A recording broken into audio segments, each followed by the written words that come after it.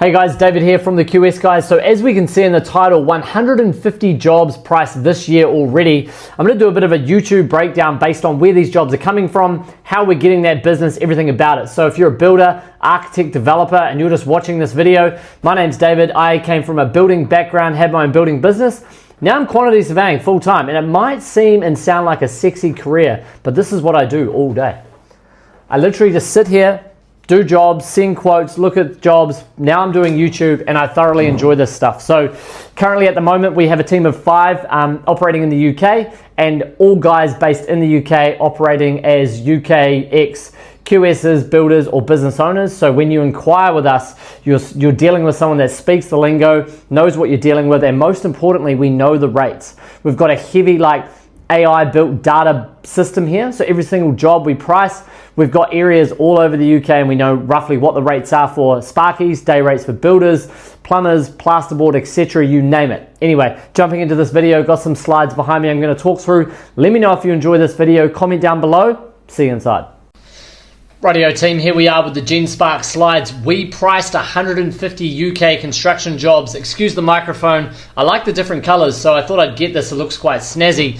Anyway, so let's jump into this. Now, to give you a quick idea, okay, this is like our job project management board. So when a job comes in, it goes into pricing progress, completed by into sent, assigned to a QS, completed sent, completed follow-up, 1 projects. Now, this is the most crucial column over here because we actually care if guys are winning their jobs, okay? So at the moment, we don't just send a sheet, send it off and say good luck. We follow up and we want to know if you, the builder, the architect, are winning jobs. And why do we do that?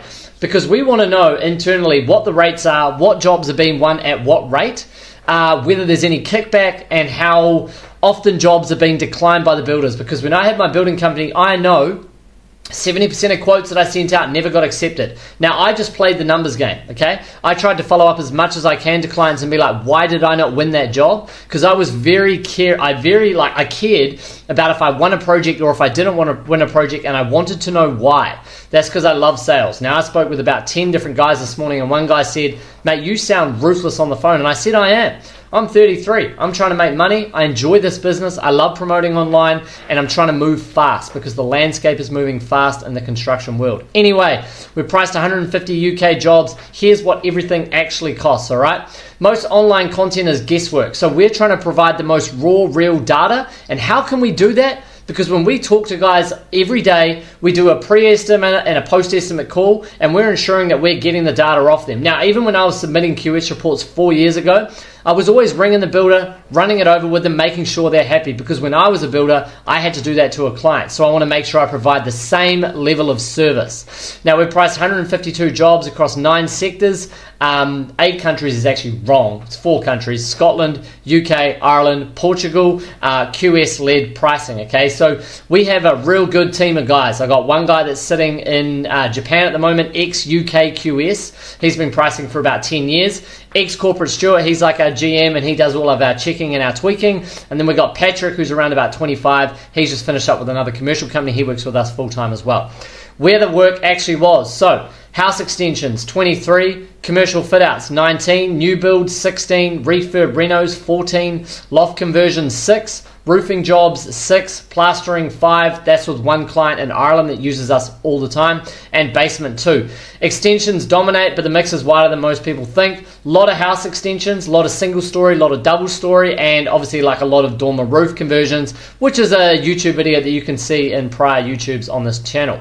London dominates, but not the whole story. We do a lot of work in London. That's obviously where a core of the SEO click words are. And if you're familiar with SEO, Google, and how all that works, most of the clicks a month are in London, but we're trying to dominate the regions as well and go and get regional data, okay? 28% of those jobs are in London, 30% rest of England, 13% in Ireland, 12% sort of like southern, south London area, and 14% in the mid-north. We're picking up quite a few Scottish clients. Now, interestingly enough, we had a client the other day, homeowner. He wanted a full BOQ report and pretty much a full detailed pack ready to go to tender for materials. We actually quoted £750 for that, and the next, he got 2 other quotes.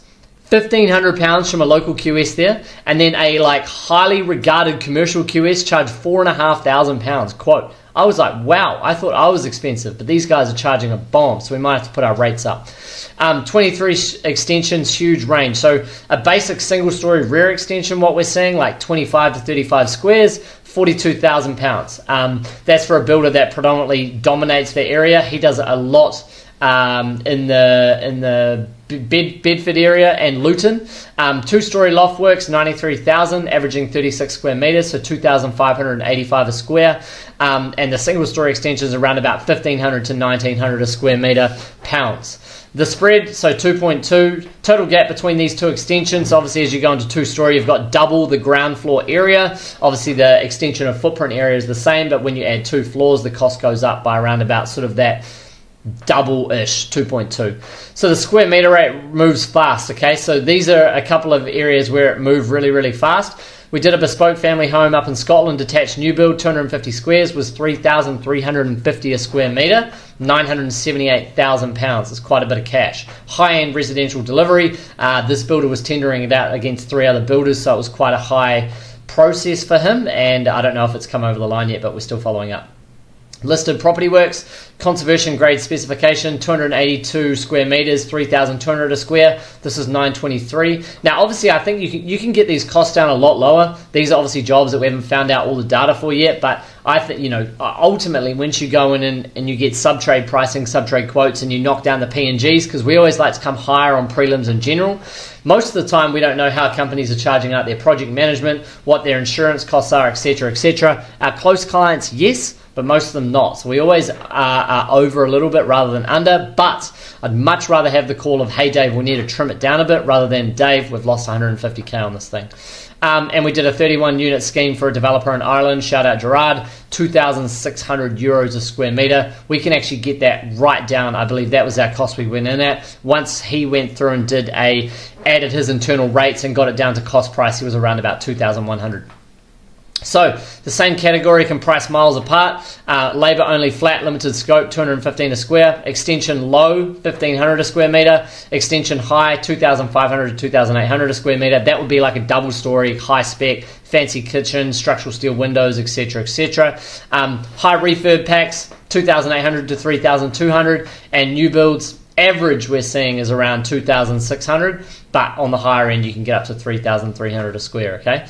So real projects here, obviously the Scottish new build was expensive. Southeast London Heritage Project, 923. That was for a huge tender we did for this guy. There was just a BOQ package. We didn't put it in our normal Rapid QS format. We got the BOQ from the main contractor and we had to go fill out rates against that, but we used all our internal data and then we did a post call with him to make sure he was happy with everything. And London residential average job prices are going between 91,000 and 153,000 pounds, okay? Bedfordshire extension here, 42 to 93k. We've done about 4 different jobs over that range, okay?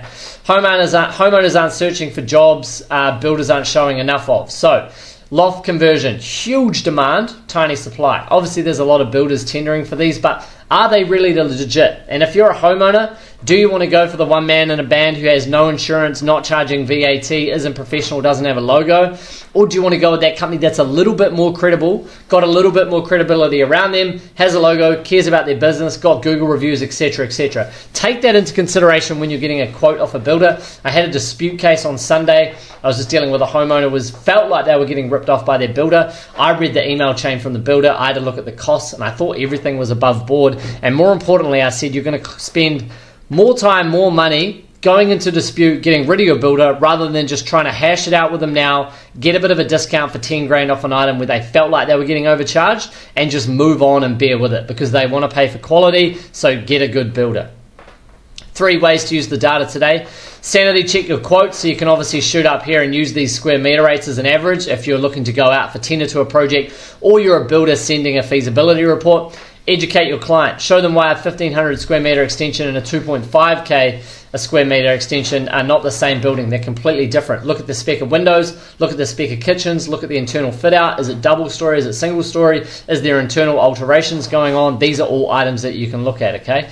And builders, protect your margin. At $100 a square meter, on a mistake on a 200 square meter build is 20% off your margin. Always go in with a feasibility report first.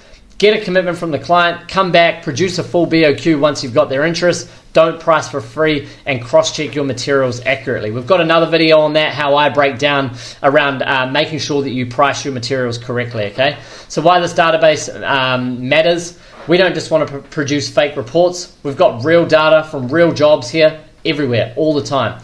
And we're making sure that we're providing accurate data for the market. Go check out Google reviews. We've got 32 5-star reviews. We're pumping out YouTube videos. We're building our social proof, and we want to be a household name in the UK. Let me know if you guys found this video insightful, and drop us an email, drop us a link here. If you do need hand with a feasibility report, a full BOQ report, or if you're a client in a dispute, hit us up. Thank you very much.